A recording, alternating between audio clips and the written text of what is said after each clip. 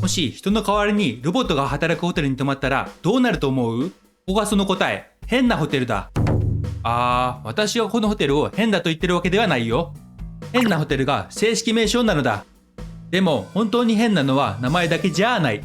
ここはホテルという空間をロボットが制御した場所なのだ。今日は変なホテルのコラボルームに泊まって部屋から一歩も出ずに世界を一周する計画を立てる。それでは未来の世界に一歩踏み出そう。やってきました。変なホテル東京羽田。早速中に入っていこう。見ておくれ、この光景を。どこが変なのか。答えはフロントを見れば一目瞭然だな。スタッフは人間じゃない。精巧な人型ロボットと、なんと白亜紀から出勤してきたようなスタッフだ。自分の種族がロボットになって働く時代が来るとは、さすがの恐竜も想像していなかっただろう。めちゃくちゃワクワクする光景だが、実はこれ、ただ面白いだけではないのだ。ここには、ロボットが社会で働き始める時代のヒントが隠されている。諸君も最近、ファミレスで料理を運ぶロボットや、無人のコンビニを見かけることが増えただろう。こうしたロボットの活躍の背景には、人手不足や人件費の高騰、技術の進化など、いくつか理由があると言われている。そして、この変なホテルは、そんなロボットをいち早く導入したことで有名なのだ。実は2016年、長崎にある変なホテルが、ロボットがスタッフとして働くホテルとして、世界で初めてギネス世界記録に認定されている。つまり、ここはロボットがホテルで働く時代を象徴する場所とも言えるわけだ。難しいことはさておき、私のようなバーチャルな存在からすると、これはかなり興味深い。プログラムがこうして物理的な体を持って、現実世界で働いているようなものだからな。もしかすると将来、VTuber がロボットの体で働く時が来るかもしれないな。その時は私がホテルで受付をしているかもな。さあ、チェックインを済ませたら、次はいよいよ部屋の中だ。部屋の中に隠されたもう一つの世界に行こう。今日泊まる部屋は、なんと地球の歩き方コラボルーム。この部屋の中には面白い仕掛けがあるそうだ。それでは入っていくぞ。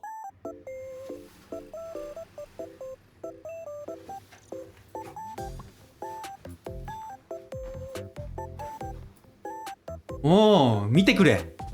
壁一面に100冊近くの地球の歩き方がある。今日はこの部屋を使って夢の世界旅行ルートを考えてみるぞ。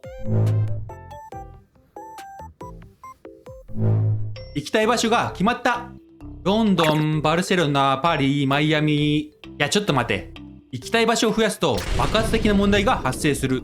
それはどの順番で回るのが一番効率的かという問題。巡回セールスマン問題の登場だ。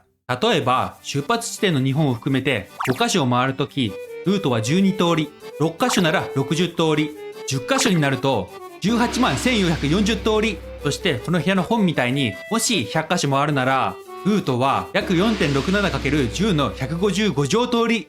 見た目にすると、こうだ。数字を読む気にもならない。5カ所くらいなら全部試せるが、100カ所になると不可能だ。それどころか、たった30カ所でも、スーパーコンピューターで総当たりしようとすると、宇宙の歴史よりも長い時間がかかる。つまり、数が多い場合は、総当たりでは解けない。じゃあどうするのか。というわけで、まずは5カ所の場合を実際に解いてみる。ロンドン、パリ、バルセロナ、マイアミ、そして出発地点、日本。5カ所なら12通りだったな。全部の距離を比べてみたところ、最短ルートは、日本、ロンドン、パリ、バルセロナ、マイアミ、日本となった。距離は約3万キロ。飛行機のマイルがたくさん溜まりそうだな。では、世界の名所100カ所を回るとき、最短ルートを見つけることは不可能なのか。実は完璧な答えを求める代わりに、正解に近い答えを見つける方法がある。まずは一番シンプルな最近防法。今いる場所から一番近い都市へ行くのを繰り返す方法だ。やっていることはシンプルだが、意外とそれっぽいルートができる。でも実はこれ、目先の近さだけで決めていくので、最後にめちゃくちゃ遠い場所が残ることがあるのだ。そこで次に投入するのが2オプト法。これは交差しているルートを見つけたら線を入れ替えてもっと短くする方法だ。想像してみておくれ。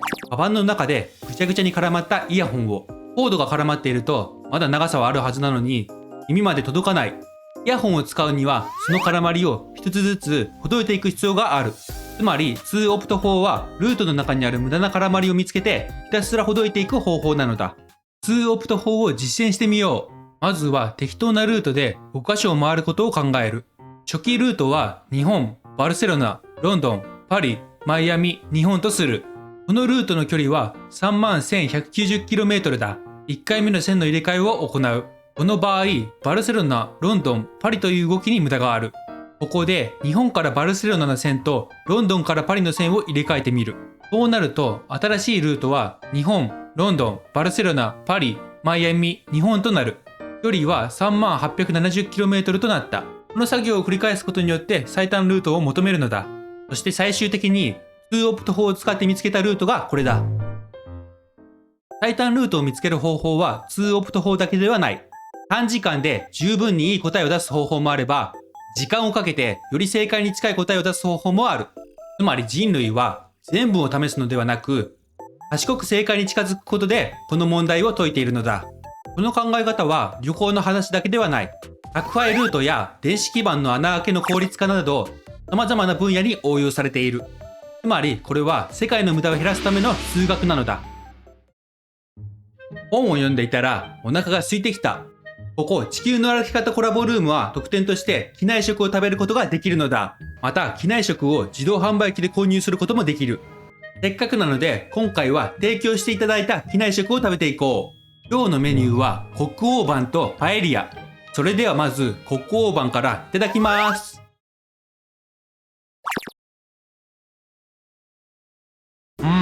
美味しい。ソースがかかったチキンとパスタが絡み合って味のハーモニーを生み出している。野菜もグッド。お次はパエリア。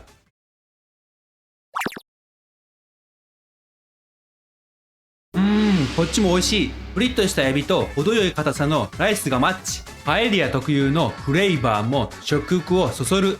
ごちそうさまでした。さて、実は機内食にも科学の秘密が詰まっている。実は機内食は味付けが濃いのだ。これには理由がある。飛行機はだいたい高度1万メートルを飛んでいる。この高さになると気圧は地上より低く、湿度は砂漠より乾燥した状態となる。そこで何が起きるかというと、人間の舌が甘さやしょっぱさを感じにくくなってしまうのだ。つまり地上と同じ味付けだと機内では美味しく感じられないのだ。だから機内食は最初から味や香りを少し強めに作ってある。ちなみに機内では火や電子レンジを使うことができない。そのため料理は一度作って冷蔵し、機内ではスチームオーブンで温めて提供される。つまり機内食は気圧、湿度、安全性といった条件をクリアするために作られた科学的な料理なのだ。今日はこのホテルでロボットと出会い、世界旅行のルートを考え、さらに機内食まで体験した。なかなか盛りだくさんな一日だったな。実はこの部屋、特典は機内食だけじゃない。このようなお土産もついてくる。さーて今日はかなり頭を使ったな。脳みそを回転させすぎてプロペラになってしまうところだった。あとはゆっくりして休むことにしよう。それではおやすみなさい。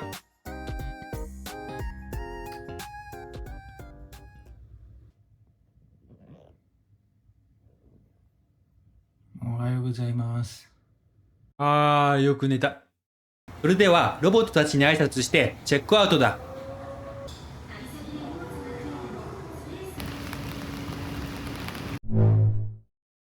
というわけで今回は変なホテル東京羽田からお届けした。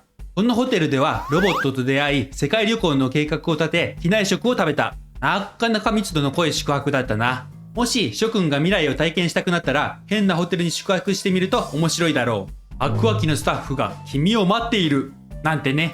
それではまた会おう。